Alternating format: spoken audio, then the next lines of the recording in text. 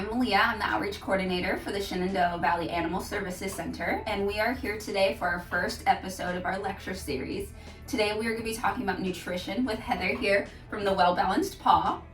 So go ahead and tell us a little about yourself and your store and what you do. Certainly. So we have opened 4 years ago, so we just celebrated our fourth birthday, about to be fifth, in downtown Staunton. We're a pet wellness shop and barkery. And we really are here to help navigate the very confusing world of pet food, because when you walk into a pet food aisle, your eyes can spin. And so we want to make sure that we're helping people understand how to feed their pets and what to feed their pets and what a good diet looks like. Okay, so going off of that, so what does a good diet look like? So a good diet for your pet, so first of all, to back up, it really goes down to what we do for ourselves. So a lot of people, especially during the pandemic, realized we should take care of ourselves better. And so what that means is eating whole foods, eating as much of foods that look in their natural form as possible. So fresh foods and whole foods is key to our own health. And so we realize that that's also key to your pet's health. So we want to make sure that we're feeding our pets as fresh as possible, as wholesome as possible, and giving them what they need. They have different needs than we do, obviously, but it's one of those things where we really want to look at the diet, look at the bowl, figure out how we can get the best and most wholesome ingredients into pet food as possible. And that could be through changing diet or just adding things to your pet's bowl. Okay, that's excellent. That's good to know. So when you go into a pet store, and you, like you said, it can be a bit overwhelming. When you go to look for food, what are you looking for on those labels? What are some ingredients that you want to stay away from or things you can add? Absolutely. So the biggest thing that pet parents, there's sort of a gap in learning is, first of all, what protein you're feeding. Because a lot of the bags can be confusing. It just says sensitive stomach or it says skin health, and you don't really know what protein's in there. Typically it's chicken, but sometimes it's not. And so really to understand, because if your pet's having an allergy or a problem, knowing what you're feeding now will help you make decisions moving forward. But also pet food labels are set up in a way that they go from most included ingredient to least included ingredient. And so when you're looking at a pet food label, you want to make sure that those first few ingredients are meat-based ingredients and that they're as wholesome as possible. So they say things like chicken, not chicken meal. And that it's as close to as what you want to feed your pet. Once you get to the salt on the label, everything else in the bag is a very tiny amount, because everything after salt is, you know, if it says blueberries, you don't even have a whole blueberry in there. So it's really important to understand the order of the ingredients in your pet's food. And that's one of the things we do every day is we flip the bag over, we talk to people about what it is that they're feeding, and they can even bring in their current bag and we can discuss with them, you know, what does this food look like? How is it, what's the recipe look like? And is it the best option for your pet? Oh, that's great. And just so the viewers know, the Well Balanced Paw is located in Staunton. It's on 29 Byers Street. And they are open every day of the week except for Monday until 5 o'clock during the summer and warm season. They're open a little bit later. So feel free to go down there to talk about any, like she said, any bags of food you currently have, or just to go in to discuss how to maybe transition to something else, or if what you're doing is on the right track already. You mentioned byproduct, and what is the difference between animal byproduct and like animal meal? Certainly. So animal byproduct is anything that's sort of left over in the rendering process. So we know that when we go to the grocery store and buy sort of a chicken breast, we know what we're getting. It's chicken breast. We know that it is the muscle meat of the chicken in the breast area of the bird. But when you get to things like byproducts and meals, so byproducts would be things that we would not ingest ourselves that aren't sort of okay for humans to ingest. It also could be things like diseased animals and just things that are sort of end up on the cutting room floor. And then there are things like meals. So that's just a mishmash of different things that have been ground up into meal, basically. And so it could be, all different kinds of things. There's no specific muscle meat necessarily in there. It definitely is probably included, but it's sort of a question mark as to exactly what is in each specific meal, because you can't tell once it's been ground up what it consisted of prior to being ground. Okay. And And is there anything, so with those different diets, if you have that byproduct or meal, will you see the difference in the animal when they're eating that? How does diet play a part in the animal's behavior and life cycle and all of that? So for the most part, it's going to play out the same way that it plays out for us. So, some of the things that are in certain pet foods can be non-beneficial to sort of bioavailability in your animal. And so we want to feed things that are bioavailable. And what that means is things that the pet's body recognizes as food and knows what to do with. Okay. And that happens a lot with allergies, is if you're feeding something that has many things mixed in, we're not sure what they're reacting to if it in fact is a food allergy. And so that's why you strip things away, and that's why there's things like hydrolyzed protein diets, because you're taking out all of the meats and you're just giving a pet basically a pre-digested food to see is this going to affect your pet's skin, coat, stomach, whatever it is. And so if you're feeding things that are wholesome, like muscle meats, organ meats is a huge deal. In the pet community that I'm involved with, we feel like heals like. So if you're having a liver issue, eating a little bit of liver is a great thing. If you're looking for a special treat, like we even say, go into the fridge and grab some fresh green beans and give that to your pet as a way to put some whole foods. It's a green bean, it's green, we know what it is. When you're looking at some kibbles, you don't know what's in the pet's food because it's been so processed and so heated that you don't recognize it as food anymore. And so what that does is, when you're eating whole foods, it's a way for the body to really get what it needs. And a lot of times on the boxes in our shop, it shows pictures of every single solitary thing that's in the bag. Nothing unrecognizable. The muscle meats are there. If it's liver, if it's heart, whatever it is, it's all on the box and you understand it as food. And so your pet's body understands it as food. And so things like stomach issues, skin issues, a lot of times those things go away when you take these question marks out and you're putting whole foods back in. And you'll see great results with skin issues or stomach issues because you're taking out those question marks and really knowing what's in your pet's bowl. That's excellent.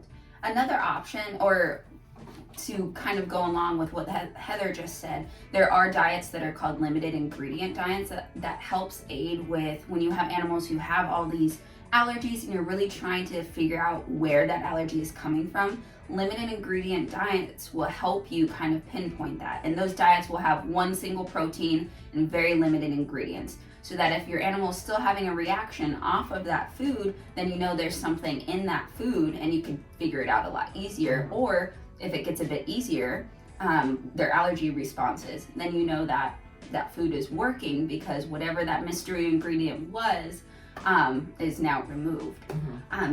With kibble, what do you think about kibble, wet food, and raw diets? How do they all kind of go together in a interplay? Yeah. So in our shop, we sell all of it. So we have kibble, we have wet food, we have raw food, we have lightly cooked food, we have freeze-dried food. There's all different sort of levels of food. Majority of people watching this are going to be feeding kibble. And, there is, like anything else, there's going to be, better brands and better forms of kibble based upon how it's processed. And then there's going to be less quality processed kibble. And really what to look for is in kibble is the label. So we already talked about kind of reading labels and what to look for. But when it comes to your pet's bowl, what I would suggest is looking at the ingredients of your pet's food and kind of seeing, is this something you want to change? Is it something you want to keep? If it's something you'd like to keep feeding, but you still want to get some more nutrition into your pet's bowl, toppers is a great way to do that. And those can be your freeze-dried toppers, a raw topper, even a wet topper. And you can use that to sort of make a better bowl, and we called it build a better bowl for your pet. So that's sort of how you can take kibble if you want to sort of take it to the next level. Now, without getting into the weeds, there are different types of kibble, baked versus extruded and things like that we are happy to discuss in the store. I could do a whole hour on baked versus extruded kibble. So that's sort of the first level. And that is a processed food, a processed diet. Going on to a little bit less processed would be wet food. Wet food can be a little pricey per can. And so a lot of people don't feed that. Also, there is a sort of, I think, a myth out there that kibble cleans your dog's teeth. That's not something that I subscribe to. I think that your pet's teeth can be cleaned other ways, but kibble is definitely not necessarily going to clean their teeth as they chew. So some people shy away from wet for that reason, but it really is a way to get moisture into your pet, and that's a huge deal. Dehydrated people and dehydrated pets are everywhere. And so getting moisture into your pet is crucial. I know that they could be drinking water, but getting it from a food like a broth, a bone broth especially, is a great way to get some moisture into your pet. And then moving on to sort of those gently cooked raw diets. So some people are fearful of those particular diets because it's something new they don't understand. But that is the closest to sort of a holistic diet that you can get to, because it's been very minimally processed, not processed at all in the raw world. And you're going to get bone, which is calcium. You're going to get your muscle meats, and you're going to know exactly what's in it because you can see it. When you have it on your counter, you can see it. And just to dispel a myth about raw food, a lot of people feel like it's, pathogenous. So there are going to be bacteria and things in your food that could make your pet sick. Your pet's GI tract is made differently than ours, and so it processes that food a lot differently. But what it does is it recognizes it as food. And so it's one of those things that, people who have concerns about that is really not something you need to be worried about. However, if you yourself are immunocompromised, or you feel like that's something that, is just not something you'd like to do, we do have a pasteurized, several different types of pasteurized raw products. Really? Yes. And so that's going to take out the pathogens that you might be concerned about. And then we also, to that end, have lightly cooked foods. And those foods have been cooked, again, lightly, so that it just is enough of a temperature to take out the things that people could be worried about, but still that whole foods. And in a lot of our products, raw and gently cooked, you can see the carrots, you can see the broccoli, you can see the spinach. These are all things that have not at all been processed. And so it's really a great way to feed your pet. Everything in our shop, I would feed to my own pets and do feed to my own pets. And so it's, really things that I trust and feel like others can trust too. And we're happy to discuss this with anyone who wants to come in and talk to us, because I do nutrition consults all the time, making sure to just help educate the consumer on how to read your pet's food and labels, so that they understand what they're feeding their pet. Excellent. With all of that being said about pathogens and just kind of knowing what's in your food and all of that, so you went over how we as viewers and pet parents who are looking to find better quality food, what agency or what kind of overhead is there over regulation of pet food? So who manages all of that?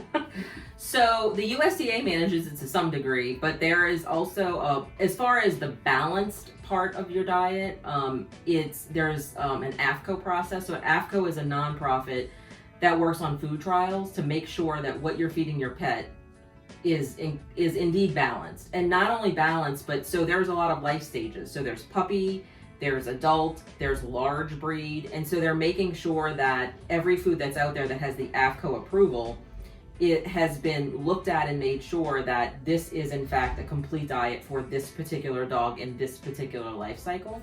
So that's something that we have in our shop, is AFCO labeled food, to make sure that those have been through a rigorous process of feeding trials. The other thing when it comes to just sort of oversight is we work with a lot of holistic veterinarians to make sure that we're staying on top of like sort of the latest and greatest when it comes to what they've sort of recommended and what they're seeing. So I love veterinarians. I think they are some of the best people in the world. And so, we work with them to make sure that they are in line and we are in line with what they would recommend. Well, thank you so much for coming out today and talking to us about nutrition and helping everybody have a more informed and better idea of how to move forward in your pet's health.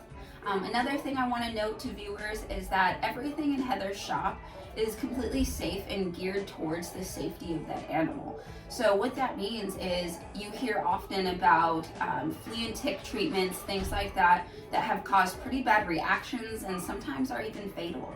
Everything in her shop is safe, organic, natural, and it all works super well and is of high quality. And that includes flea and tick preventatives, allergies. If your animal is eating their poop, she even has things for that. She has tinctures, she has CBD oils.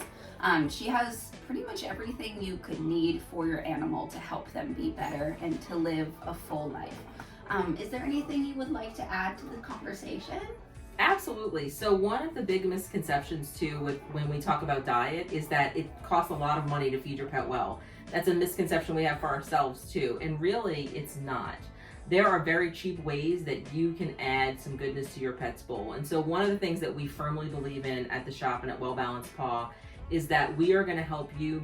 We're going to help you wherever you are. So if you want to continue to feed the kibble that you're on, but you just want to add a little bit more nutrition to the bowl, we can absolutely teach you how to do that.